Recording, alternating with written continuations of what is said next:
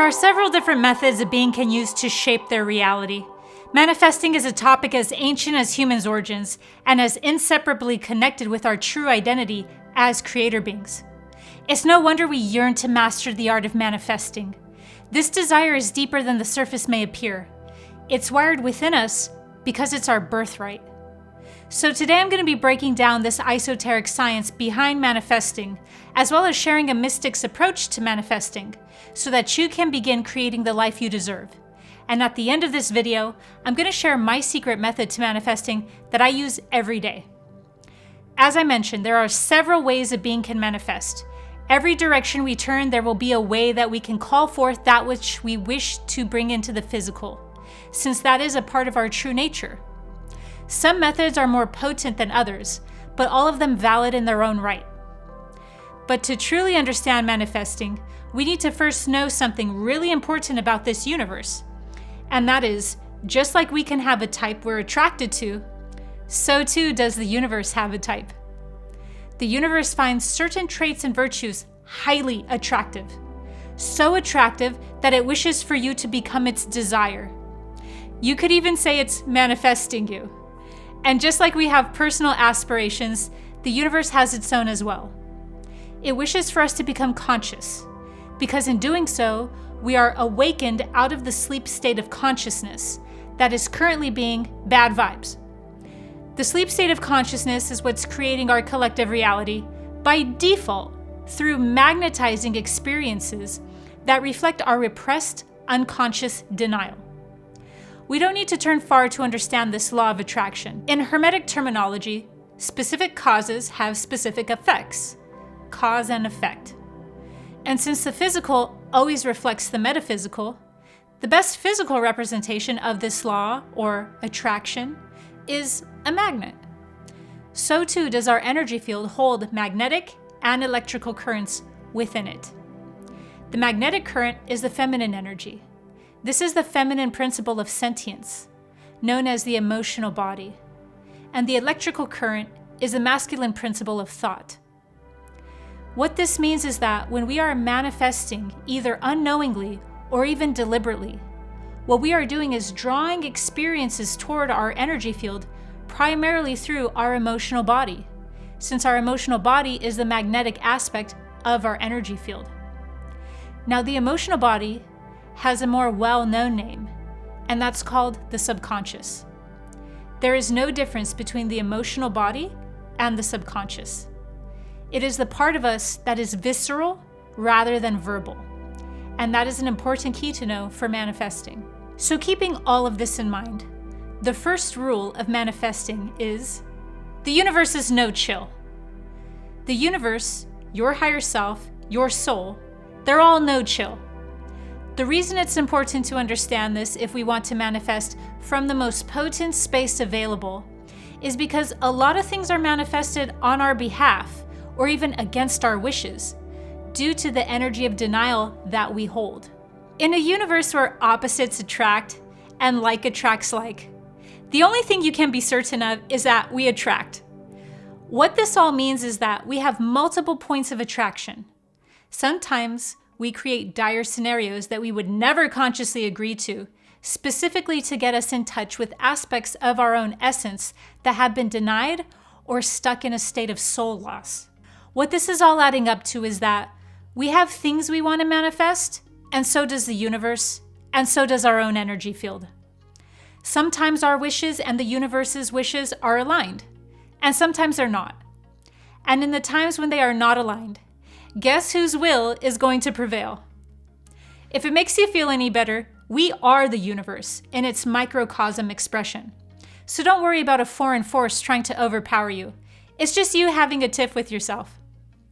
So there is nothing more powerful we can do when it comes to manifesting than to first move in the direction of consciousness, since that is what amplifies our energy field's ability to consciously select experiences and not come from a place of default selection. A lot of our journey can be spent trying to align with the universe, but on our own terms. You see the funny predicament in that? Who wants to be broken down to have a breakthrough? However, our higher guidance is far more interested in our clarity rather than pulling us deeper into sleep. If we are able to clearly see ourselves, the world, our predicament in the world, our core issues, our overarching themes, our talents, our positive attributes, and our blind spots and duality, we can move in the direction of our higher guidance while naturally manifesting positive results in our life as a result of our clarity and growth. Which is why there is no act more powerful than healing when it comes to manifesting. In fact, the healing journey can just be summed up to a whole consolidation of our own dissonance, aka the multiple points of attraction. It's not like we are expected to be fully conscious in order to manifest. Not at all.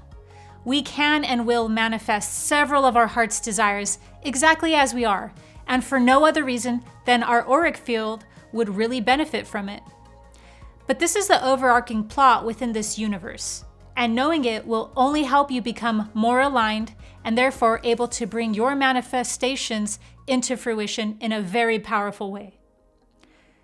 The second rule of manifesting: you must make yourself equal to what you want to manifest. This means, how are you approaching what you want to manifest? Observe how we are approaching the whole process of manifesting from the bigger picture. This is so important. I cannot emphasize this part enough, because if we go about manifesting without this step, we will sometimes be on the mark and we will sometimes not be on the mark, and we won't know what's responding to us and why it didn't work. And the reason why is because we are approaching this whole process as if the universe is our parent and we are a child. You cannot become equal to what you want if you are viewing yourself as receiving gifts from Santa Claus.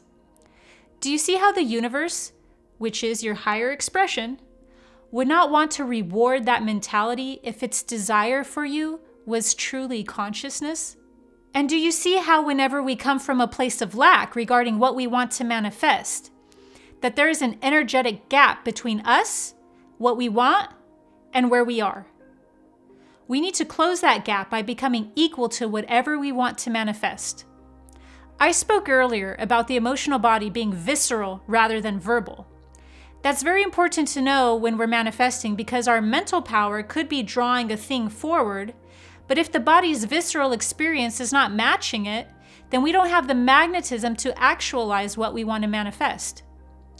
We need to have a visceral experience of what we desire so that the emotional body can draw it forward. So the cosmic catch-22 here is that a lot of times we want to manifest something, but need to already be equal to it in order for it to be actualized. I wish it were as simple as just feel like you already have it, but think of the amount of momentum you're up against. Our energy field has a lot of momentum in its present vibration, and if we want to alter it, we are going to require a little more than immersing ourselves in feelings, although that's absolutely going to help make us equal to our manifestations. But what we also need is to allow the universe to give us stepping stones in the form of experiences that will ultimately create a version of ourselves who is already equal to what we want to manifest. For instance, if someone wants to manifest a lot of money to tour the world, but they are not open to the universe providing the necessary experiences that would heal the subconscious blocks they have to abundance, then we may feel that we have no power to manifest if it doesn't immediately happen the way we had expected it to, when in reality, we are closing ourselves off to all of the many forms and outlets the universe can use to facilitate that manifestation. So make yourself equal to that emotionally by tapping into what that would feel like to already have what you want, what version of yourself you would be, and then allow for the universe to provide you the people, places, and things you will need in order to become the version of yourself that is equal to it. The universe's ultimate goal is to make you equal to the universe itself. It's only interested in providing you with whatever experiences you require for that growth. It is unconditional, but that does not mean it's not biased. It's greatly concerned with our conscious evolution. The third rule to manifesting is concern yourself with integrity. Remember how I said the universe has a type?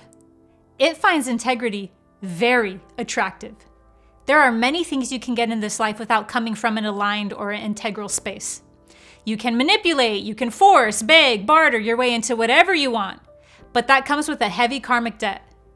Now, a lot of people confuse integrity for meaning you can't be abundant, or that you have to go without because they believe that integrity means you are in some way an underdog.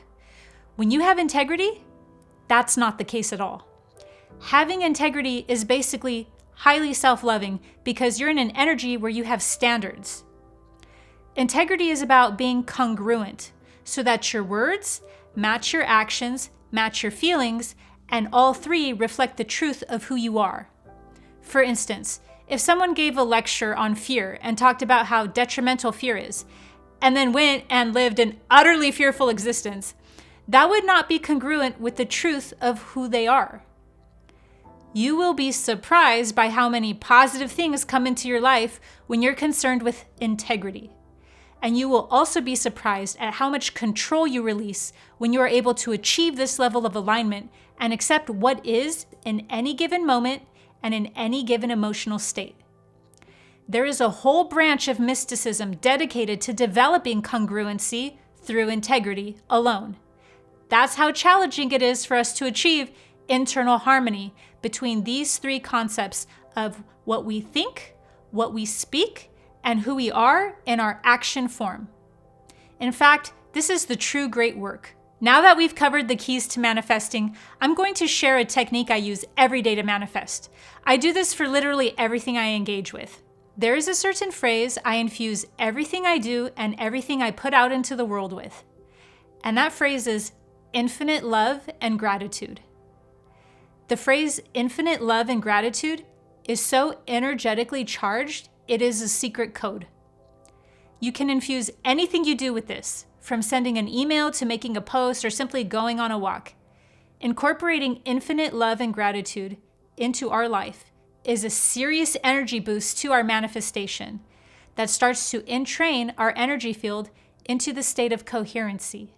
And coherency is another form of creating congruency. If you're interested in learning more about manifestation techniques, as well as the #1 block people hit when manifesting, let me know in the comments and I'll make a video on how to clear that block. I hope this has assisted you in becoming more magnetic along your journey. Make sure to subscribe to my channel for higher dimensional guidance through spiritual awakenings. See you next time.